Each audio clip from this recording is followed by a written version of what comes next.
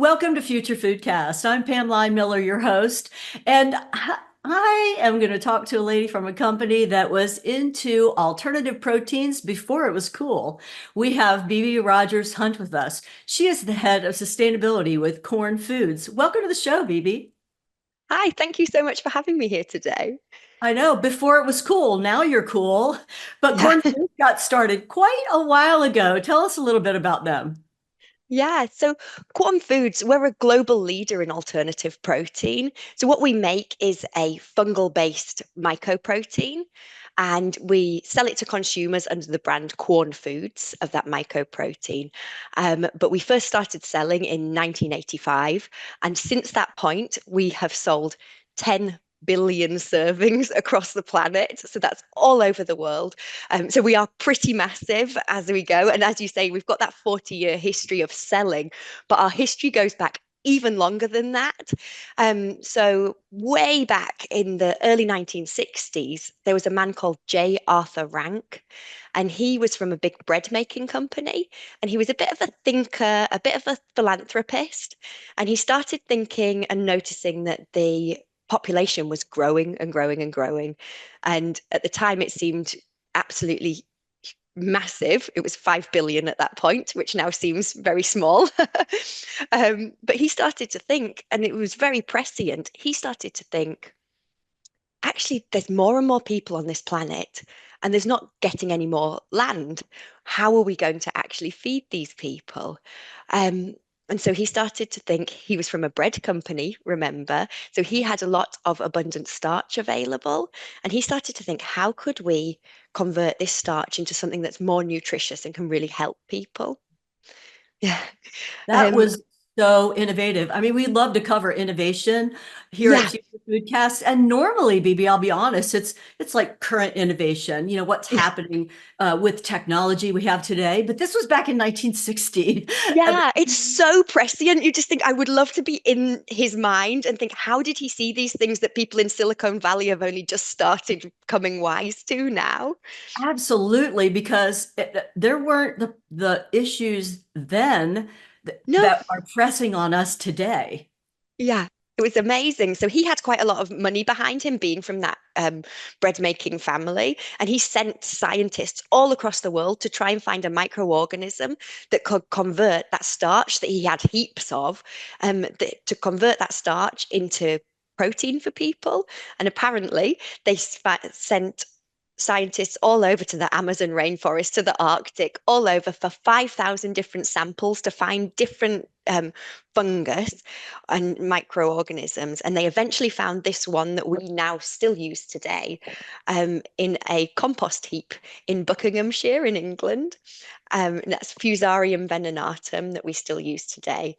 And it ticked all the right boxes. It makes something that's pretty neutral tasting, something that's obviously safe to eat was important, and then something that if you get the right conditions for it, it keeps grow. It wants to grow. It wants to keep growing, and yeah, it was just incredible, really. Well, the fact that he had the backing before Yes. startups were cool and we had venture capital, which in 1960 I'm sure was a much smaller business than it is Yeah. today.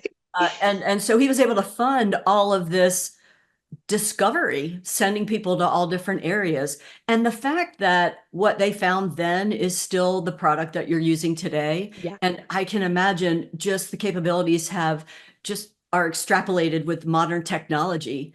Uh, tell Yeah. us, tell us how it works. What do you do? Well, I'll tell you a little bit about that idea of that venture capital as well is interesting because Sure, yeah. even since he had the idea, to actually getting it on the shelves was still 20 years.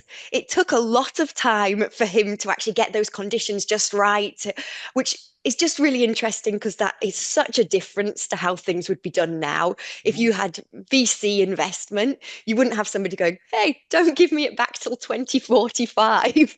People would be caring about that. So it's a really nice example of the right idea at the right time with the right environment as well. So yeah, it's a really lovely idea. There's all kinds of sliding doors moments where you think, oh, that could not have happened if that hadn't happened. It's It's exciting. amazing. It's such a great story. And today, 20 years, I mean, things happen in 20 months that used to take 20 Yeah, years.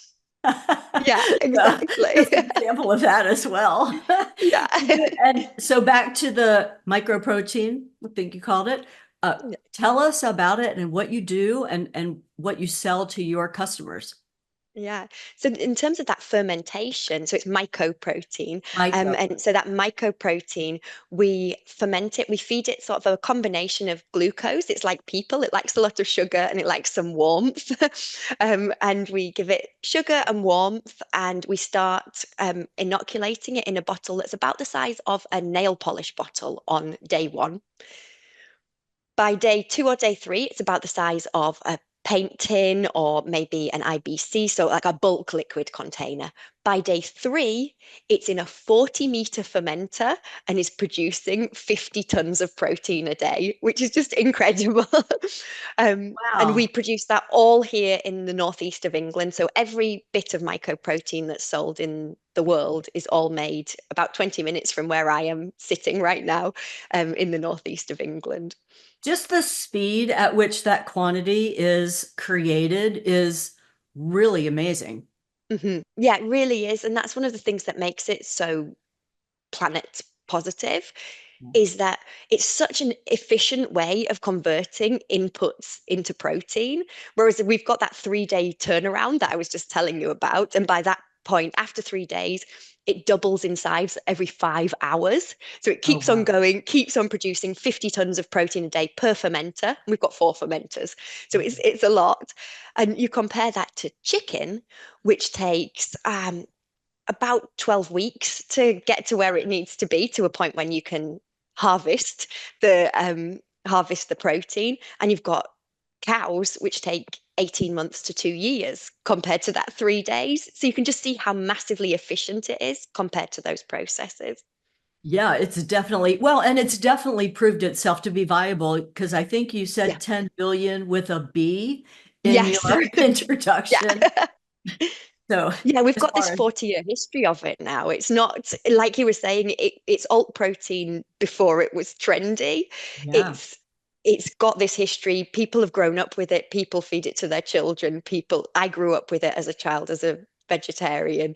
So we've got a long history as well, and it's really proven Yeah, and technology. now you started, as you say, everything is there in the UK, but Mhm. your distribution covers a lot larger footprint than that. Yeah, much bigger. So the UK is still our main base, but we sell it all over Europe. We sell to South Africa. We've got an increasing presence in Southeast Asia, Australia, and increasingly in the States as well. Hopefully, you'll see some on your shelves near to you sometime soon.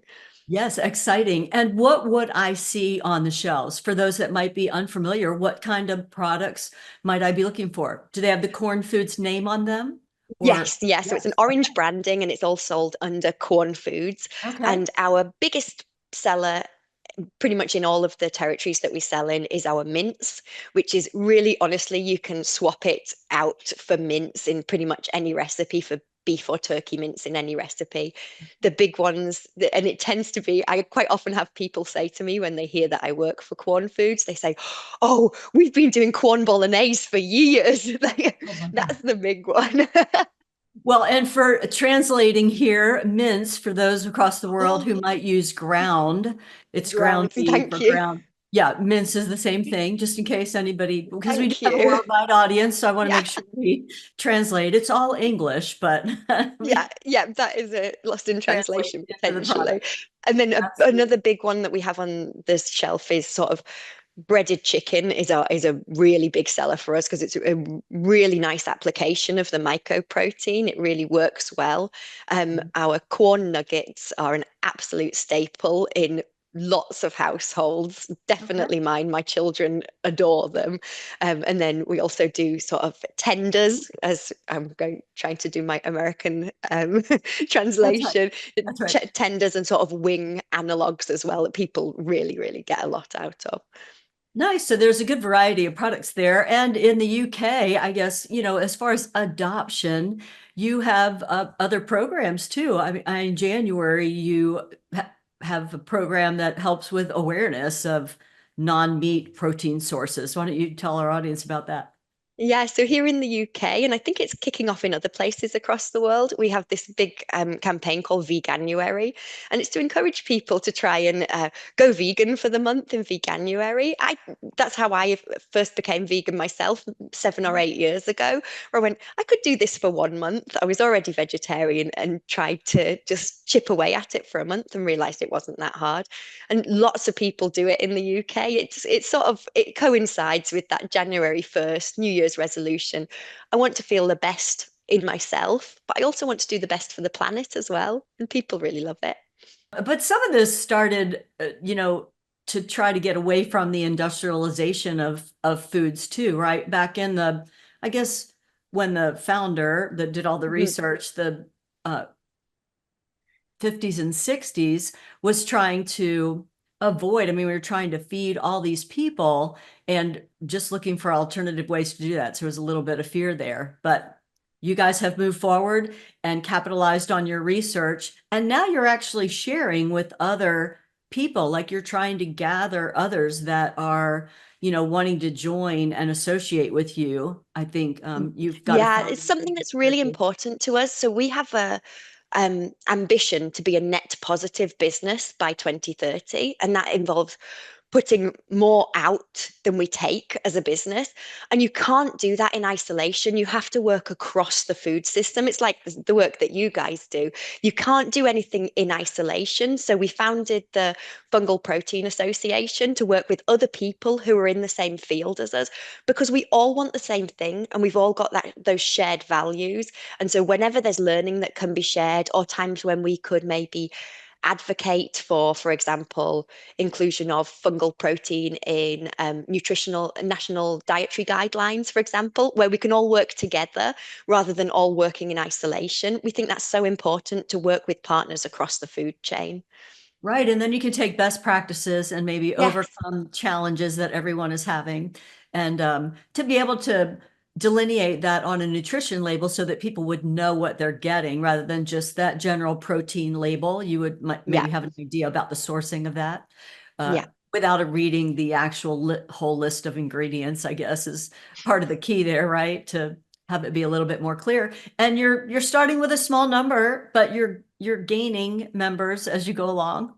Yeah, I think we're at last count, I think we're around 30, but it's always building. There's as you said, alternative protein is such an exciting field at the moment. There's always something happening, and it's lots in the States, loads in Europe. It's absolutely massive in Europe, and it's just building and building all the time. And it's nice to be kind of the grandfather of that, we sometimes get called. The people rather Yes. than the people who are just coming in, we've been there, done it, got the t-shirt, and we can help people with the learnings that we've had from the last 4 decades of selling to healthy, happy consumers. Yeah. And that's a great philanthropic attitude too. Just the high tide lifts all ships, as they say. Yes, yes. You're able to help elevate others quicker than they might be able to normally. But you've been able to also have some success in maybe in the business to business space to be able to give them some solutions. I mean, we had supply chain issues not very long ago Yeah. with some traditional sources of protein and a lot of other products and services and foods. But this is a doesn't suffer from a supply chain issue because you're controlling. We're in control of our own supply chain, and glucose is our main supply in, but we make sure that we're not single sourced on that, of course. So you make sure that you've got backup and resilience in that supply chain to make sure that we can continue. And yeah, so we have started some business to business work. So 2 years ago, we started a business to um, business, so element to our business. And what we really wanted to do was to help turbo drive that purpose, because we've said what we want to do is to help the planet through mycoprotein.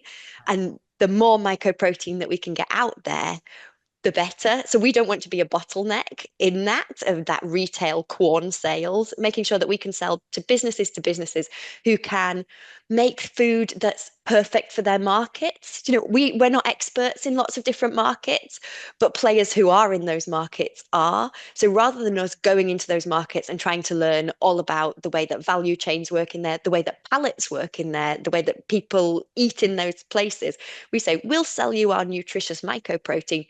You do the rest and work out what to do. We'll Yeah. both get the benefits of the planet and people. And what are some of those categories of places so we can visualize where you might be helping? Oh, so somewhere that we're selling that's really quite interesting at the moment is we've started working on hybrid meat. So we are working actually with um, meat and catering suppliers who already supply meat. And we've got a big program at the moment, which is with our National Health Service. The National Health Service in the UK is one of the biggest employers, if not the biggest employer in the whole country. If you think about all of the hospitals, all of the doctors' clinics, and so we're working with some of the trusts there on a project that's called Meet Halfway. And what we're doing is we're blending, yeah, it's quite a nice phrase. And what we're doing is we're blending um, meat with mycoprotein in dishes like bolognese, chili con carne. I'm hearing that the recipes are really delicious, sort of Mm. interchangeable with the previous recipes. Um, but the benefits of those things are a real reduction in the embodied carbon in those dishes by a long shot as well, obviously, with beef being such a carbon intensive meat. And then also you've got health benefits associated with it as well, because you've got fiber in there, you've got lower saturated fat, which of course healthcare environments want to be doing the best for the people who are eating within them. Yeah, definitely. Well, and it sounds like there's probably other areas that you could expand into as well in that a little bit more commercial space. Like you said, that's Mhm. not your expertise, but you can sell that initial product to them so that they can use that as ingredient in the things that they're expert at making, catering and Yeah, creating large numbers of meals for people. That's very yeah. exciting. You touched on carbon just a little bit, but you are the head of sustainability. So I would love for you to share some of your initiatives. And I think Quorn Foods has a little bit different approach with the company, with the people, as far as sustainability goes. Yeah, so this is something I'm really, really proud of. When I first came in as head of sustainability, we had a sustainability team and they were working super hard and as all sustainability teams do, really, really passionate people. But they're just one small group of people. And what I realized was I'd like everybody to be working on this. So I worked with our exec team and our HR department, and we worked out a way to get everybody in the business working on sustainability. So we have a personal development system. People set their objectives for the year in January. You do a mid-year review in June time, and you're reviewing against them against business strategy. And we've said since 2023 now that everybody through the whole business has one net positive goal in their objectives for each year. It's been fantastic. The difference that we've seen in that 2 years has been amazing, that ownership. So you might have, for example, somebody in procurement who's working on a code of conduct for their suppliers and really working out how do we expand net positive beyond just our walls to make sure that our suppliers are behaving in a net positive way. Also, you might have our IT departments who are working on reducing the carbon emitted by our servers.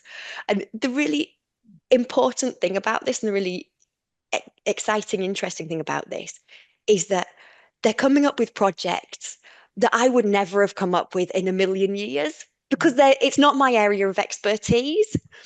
What you've got is people who are experts in their areas, who are passionate about whatever it is that they're passionate about, if that's finance, if that's supply chain, and they've got the ideas for how you improve things there. It's been remarkable some of the changes that we've seen just in the past 2 years. I can imagine just having it's like having a whole team out there. The whole Yeah. company is a large team working at least a part of their job responsibilities or goals that they set have to do with your area. So they have the expertise in their area, but they can bring the solution to you so that you can collaborate with best practices, right? Yeah, that's exactly it. So previously we had a sustainability team that was very small and it was 100% of the time. Whereas actually what we now have is 800 people working on sustainability 20% of the time. So my eyes and ears are out there. They're always thinking of ideas, thinking of solutions, and sort of thinking of ways to cross-pollinate sustainability in a way that far surpasses anything I would be able to do, even if I was working 24/7. Absolutely. I think it's not about the time. It's about having the feet on the ground in the day-to-day operations and doing whatever everybody, all 800 employees are doing, Yeah. to see things that you could never even be exposed to because they're doing these Yeah. tasks every day and working through their They're job. the experts. Yeah. That's the thing. Yeah. Yeah. I think that is a great idea for other companies that might want to start some initiatives in all different areas. Innovation is another one. I'm Yeah. sure out of this, you're seeing a lot of innovative ideas because they're maybe going to increase your sustainability goals or your ability to reach those, but maybe they're also innovative or utilizing technology or whatever it might be to achieve that goal. So it's maybe a combination of results that you're going to get. Only time will Yeah. tell. We've had some interesting experiences from our new product development teams already who are integrating it right from product design stage when they've got a blank piece of paper and they're saying, what's the next product going to be? It's not just how is it going to taste? How are we going to make it through the factory? Though those things are very important. It's also how do we improve on the sustainability metrics of the product that it's replacing? How do we make sure that we're pushing that boundary further and further, which is really exciting. It's very much a mindset shift Yeah. that I'd love to see across all businesses, really. Well, very good idea. And then culturally too, when there's maybe a team of sustainability people like used to be and like Yeah, still exists in a lot of companies, I would say the majority of companies. And they decide, oh, we're going to do this. And they come into your department and say, here's yeah, what we need to do here. You are immediately defensive because that's your yes, baby but this takes all of that away because the ideas are generated from the people, so they're obviously going to be much more open. It's their idea, so they want yeah, to help achieve yeah. They that. want to That's make it work. Yeah, a whole different culture shift for mindset and how people are thinking about approaching these situations. yeah. I love that. Thank you for sharing that, Bibi, because I just think that's a big takeaway for our listeners. Yeah, I think that is the thing of in the past, say health and safety used to be the health and safety team's job, and now health and safety, we all are aware that health and safety is everybody's job within a business. And that's where we need to get to. And that's where we have got to within Quorn Foods. But I think in terms of general business, everybody needs to get to the idea that every job is a sustainability job because we won't have business in the future if we're not thinking that way. Right. Exactly. Well, there's a lot of exciting things going on at Quorn Foods, even though you're the granddaddy of the industry. We appreciate you bringing your story to us. And is there anything else you'd like to share with our audience before we go, Bibi? I guess the only thing that I'd like to share about is something else that we're doing that's a little bit different to maybe other big corporates, which is we work really closely with universities. So I said we started selling in 1985. We actually started collaborating with universities in 1984. So before we were even selling, we were working with universities to start publishing papers about the safety of mycoprotein, of the nutritional value of it. And over the past 4 decades, we've continued to do that. We work super closely with universities. We sponsor PhDs. We have postdoctoral researchers come in and work with us. Increasingly, we're working on decarbonization with people. So they're coming in with cutting edge thoughts and ideas, coming in, looking at our sites and working out maybe you could do this, maybe you could do that. And that's something that I would say to if anybody's working in the food industry, which I think probably a lot of your listeners are, They are, and they're yes. not currently working with academics yet. I'd say have a think about it because it really works for both people. You're not taking advantage of the academics. They want real life case studies. They're desperate for data. They're desperate to actually see how the things that they've been learning about in papers and in their research apply in the real world. So you're not taking advantage of them. You're giving them really great opportunities and you learn so much from them as well. So if anybody's listening and they're not currently working with universities, find your local university. It doesn't have to be the super fanciest one. It could be the local university. They will be doing such interesting things and you'll get so much from it. Well, thank you for that heads up because I think you're exactly right. There's a lot that can be gained from collaboration Yeah. there. And as a matter of fact, fun fact is that we have heard from professors at universities who are using some of our episodes Oh, in fantastic. because we're covering what's happening in the food industry, and it's for those that are going out to work in the food industry, whatever area that might be in, whatever episode applies. But it's I don't know, it's just satisfying for us to know that we're paying it forward in that way and helping to get information to those emerging leaders in the food industry. So thanks for your heads up to just Fantastic. encourage more collaboration between the companies too.